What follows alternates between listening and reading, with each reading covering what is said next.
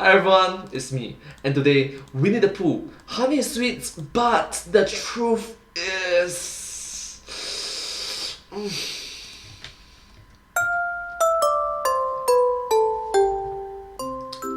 Ah, just what I needed. How about you, Pooh?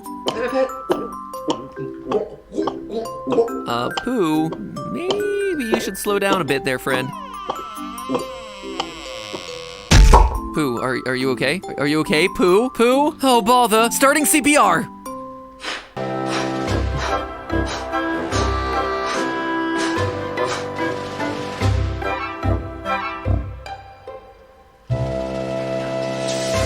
Hello, Internet. Welcome to Film Theory.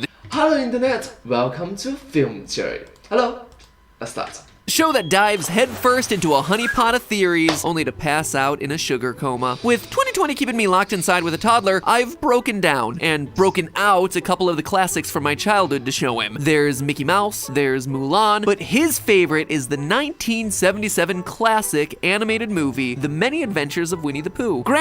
Yes, think about it. 1977. Wow, that's old. So many decades have passed. He really only likes to listen to the theme song 30 times in a row and run around in counterclockwise circles to it. But while he was doing that over and over and over again, I was theorizing. This movie was a staple of my childhood, and it's been really fun to go back and watch it. But looking at it now through theory-addled eyes, I have a few questions for old Pooh there. There are quite a few Winnie the Pooh theories out there in the world, and yes, so instead of film theory, food theory, game theory on GT Live, don't forget there's the Winnie the Pooh theory.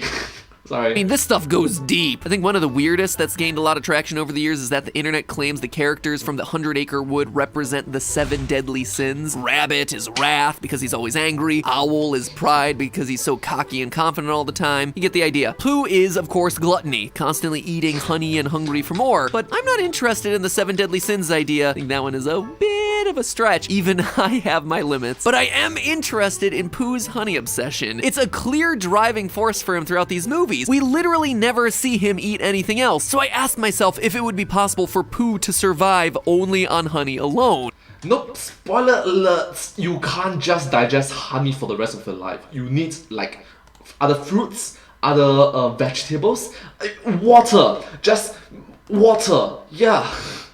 At first, it was just a little thought experiment, honestly, but it ended up here as an episode because there's a lot more than just a smackerel of biology involved. And also, this is like the only Disney theory I've done that's not about the main character being evil, or dead, or about to die. Or is it? Just kidding, this is Winnie the Pooh we're talking about. You're here because you like things that are cute and relaxing and get you to think. So today, let's think together and get this episode started. A few ground rules to this theory, since yes, I know, Pooh and his friends are stuffed animals. In reality, it means that none of the plushie characters actually have to eat to survive, but we're assuming here that Pooh is going to be a real bear because, well, that's how he's depicted in the movies. He's a plushy bear, sure, but he still roams around the forest eating honey by the potload. Even in the live-action movie Christopher Robin, the stuffed teddy bear is still trying to consume very real-world honey, so we're just gonna go with that. Plus, we need Pooh to eat honey so we can continue to live on in the very real, imaginary world of our hearts.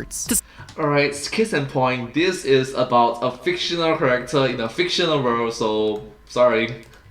Start with, I think there's a simpler question that we need to answer first. Do real bears actually eat honey?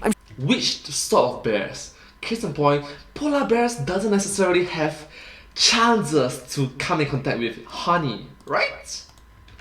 Sure, most of you are probably rolling your eyes at this point. Of course, bears eat honey, Matt Pat, but honestly, I was a bit skeptical. Bees are serious business, and if you're a bear, you're looking for the path of least resistance between you and your dinner. So my assumption would be that most bears were only getting honey from like unsuspecting campers who also somehow think that honey is a camping necessity. I thought that the idea might just be movie nonsense that we've been fed throughout our childhoods, but I actually did some research and it turns out the idea of bears eating honey is based on real-world fact. According to National Geographic, quote, all bears are considered omnivores, and yes, they all love the taste of honey. Other sources state that this is because honey is made up of the simple sugars glucose and fructose, which can be broken down quickly by mammals for a quick boost of energy. Plus, the sweet, addicting qualities of sugar keep them coming back for more. It's basically the bear equivalent of us with candy. You say you're only going back for a couple of M&Ms, but before you know it, the whole bag is gone. There's even closed-circuit TV footage of bears in China sneaking into a local nature reserve to eat the honey collected in the apiary. Clearly, bears very much want to eat honey, but could they survive on it? Well, we're not really interested in whether all bears could survive. We only care about one bear in particular. Different species of bear have different biological requirements, so to answer this question, we really need to figure out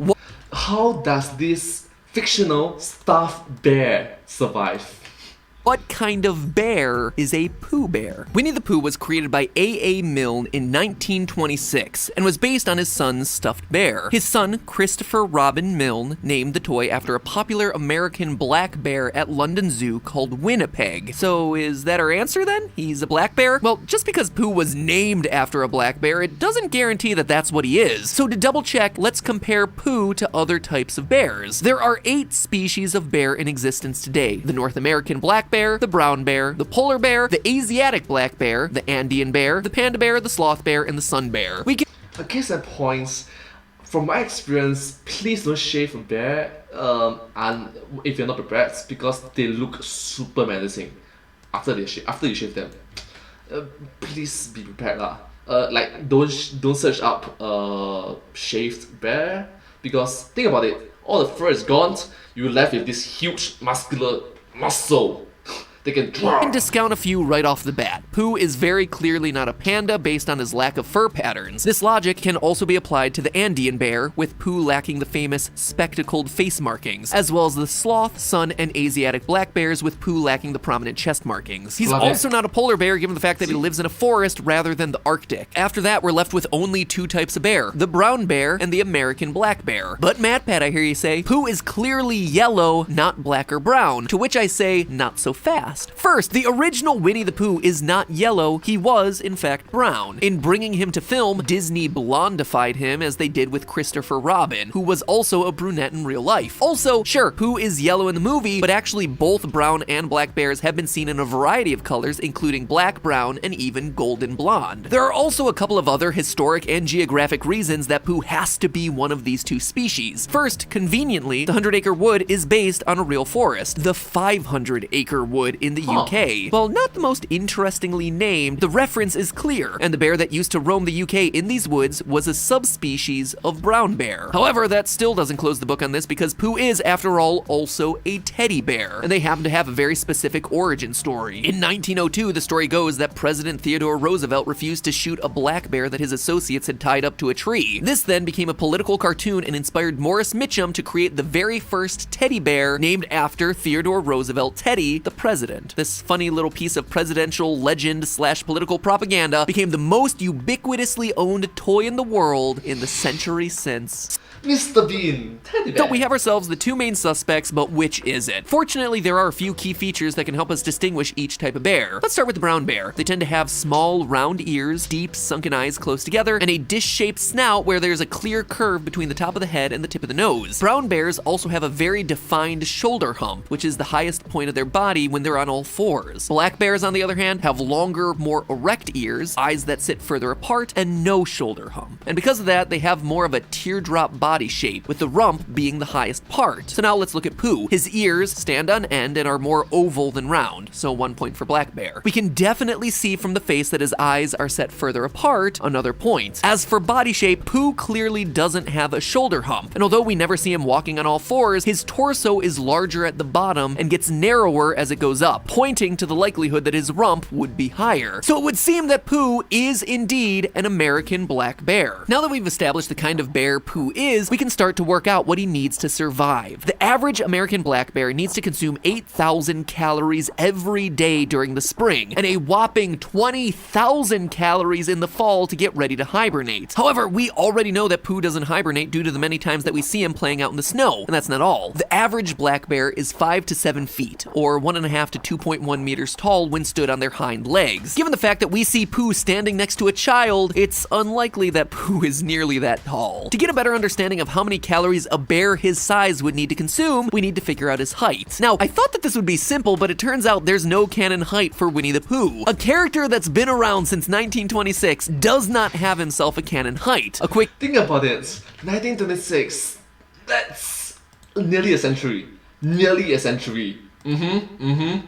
Google search suggested that Pooh is 22 inches or 56 centimeters tall, but the source for this was sketchy at best. It's mainly a random collection of pages based on Winnie the Pooh, Godzilla, and American cereal. Of all the things to have a website for, I don't think I'd ever have thought to put Winnie the Pooh alongside Godzilla and Captain Crunch, though I gotta admit, I definitely watched that show. Long story short, I took matters into my own hands and brought out the pixel measurements. It would be nearly impossible to measure Pooh in the cartoon, given none of the characters have canon heights, and the objects tend to be proportional to them rather than to the world. Instead, I turned to the 2018 live-action film Christopher Robin. Ewan McGregor, who plays Christopher Robin, has a height of 1.77 meters or 5 foot 10 inches. Therefore, we should be able to take shots of Pooh next to him and figure out his height. But after hours of measuring, I got nothing. Due to angles and perspective, every time I did the math, or maths, if you're using the proper version of English, I got a slightly different answer. It would range anywhere from 20 to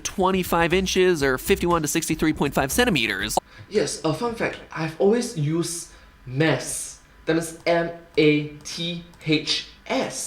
When I see M-A-T-H, it's like, okay, so why are they being lazy and excluding S? Well, either way, it's just mathematics. But still, it still boggles me. It's like, why do you say math instead of maths? All around the right range, but nothing definitive. At this point, I was ready to give up, but then I remembered this shot. Why is that shot important? Well, Pooh is put in a British red telephone box, and their sizes are standardized. The box that they're in is a K6 model. And yes, of course, I'm up on my British telephone box types, aren't you? This is clear because we can see that it has 8 rows of glass, with the middle panes being much wider than the 2 on either side. Previous models, like K2, 3, and 4, had 6 rows of equal-sized panes, and the K1 had 4 rows of 2 equal-sized panes. Plus, modern versions tend to be 1 solid pane of glass, so it is unquestionably a K6 telephone box in the movie. Based on the standardized size of K6 telephone boxes, I can now say definitively that Pooh is in fact 22 inches or 56 centimeters, which in an ironic twist means that that sketchy website was right. That is several hours of my life that I'm not getting back. Should have listened to that Godzilla cereal website. If we compare this to the smallest average black bear, 5 feet or 1.5 meters, Pooh is just over a third of that size.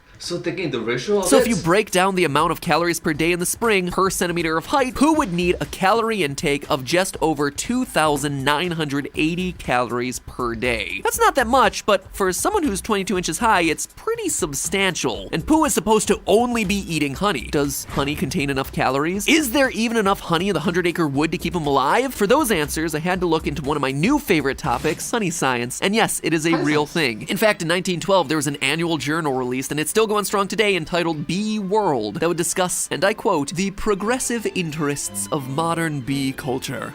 Oh, case in point, 1912. 1912, gosh. That's a long time ago. That is genuinely a long time ago. More than a century, actually. More than 100 years. Wow. You like jazz? And people think that being into movies makes you a nerd. In volume 32, issue 2 of Bee World, Eva Crane wrote a paper focusing on the amount of honey a colony of bees can yield in a year. In this paper, she notes that the caloric value of honey is 1,400 calories per pound or 31 calories per kilogram, which adds up because that's what we see advertised today. On average, a strong colony in a good year produces 30 to 60 pounds or 14 to 27 kilograms of honey in a 365-day span, equating to about 0.16 pounds or 70 grams of honey per day. This would only give Pooh 224 calories for his daily meal, far below what he needs to survive. But again, that's just one colony of bees. How many colonies of bees are there likely to be in the 100-acre wood? Well, we've only seen a couple of hives on the show, but that's where Eva Crane comes in again. She states that one colony of bees needs 1 acre of well-pollinated land in order to produce those averages. In theory, the 100-acre wood could have 100 colonies living there, each within their own acre. Obviously, it could be more, as bees have been known to travel up to 5 miles, it could be less, but for the sake of clean numbers, let's just say that there are 100 colonies. This Alright, so let's easy mathematics and also just average out lah. This means then that even in a low season, there would be around 3,000 pounds or 1,361 kilograms of honey every year. That is over 4 million calories per year, giving Pooh a more than healthy 11,500 calories per day to live off of. That's over 4 times what we estimated he would need. It also means that Pooh would have to travel about 26 acres every day to get his fill. Maybe that's why we see him wandering around so much. So, is that it? Pooh just survives? Well, if you're familiar with this channel, you know I couldn't just leave it there. Technically, for a black bear his size, Pooh could find his requisite 3,000 calories per day, but that isn't necessarily a good thing. Black bears are opportunistic eaters by nature. Because of this, 75 to 95% of their diet tends to be vegetation, things like grass, berries, nuts. If the environment allows for it, they'll also fill a portion of their diet with rodents, birds, fish, insects. All of this is in aid of collecting fats.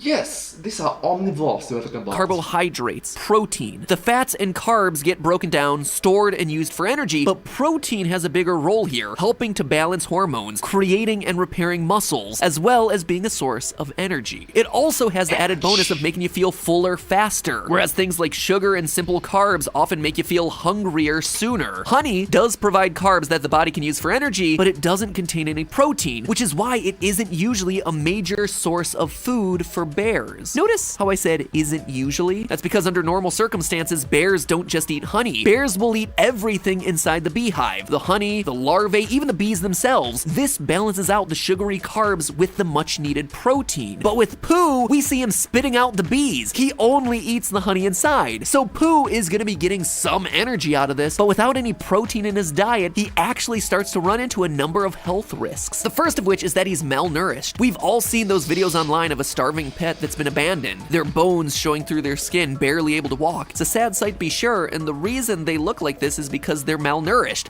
Malnourishment, they need more nutrients. They need more of different nutrients. Protein, unlike fat or carbohydrates, can't be stored for the body to draw on later. So if you're not eating enough protein, the body does the only thing it can do and finds what it needs within the body. Pooh's hunger is never satisfied because his body is crying out for the nutrients that he's not getting. And that's not the only problem that he faces. As Pooh's body begins to eat away at his internal proteins, it very well may start to eat away at the protein P10. This protein is what scientists believe allow bears to gain so much weight before hibernation, but also never contract diseases like type 2 diabetes. How P10 works is it tells the body to store sugar rather than immediately breaking it down and sending it through the body. This means they have a large supply of sugar built up, so when they hibernate, it can slowly be released to give the body energy and keep their blood sugar levels regulated.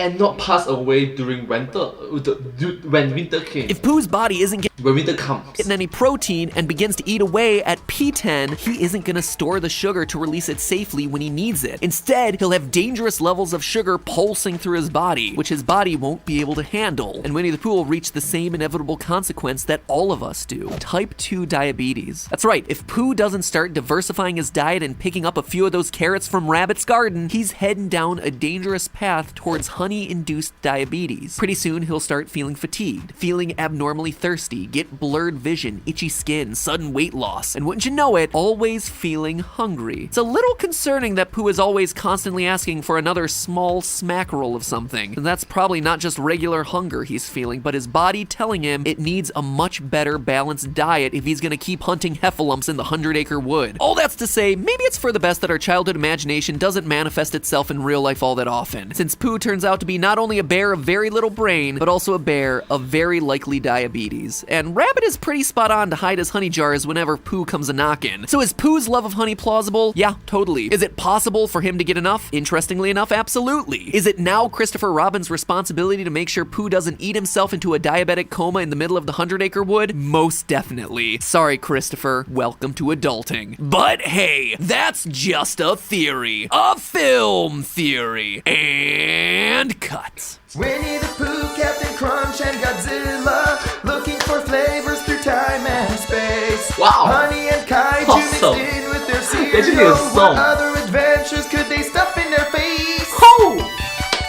That's awesome, that's awesome. thank you all so much for watching this video. Thank you so much for your attention with watching this video together with me. I hope that you find this video very interesting. What the? Wow! Why is that? Well, the more you know, I guess. Anyways, thank you all so much for watching this video together with me. I hope that you find this video very interesting, and just all in all, it's quite mind-boggling, isn't it?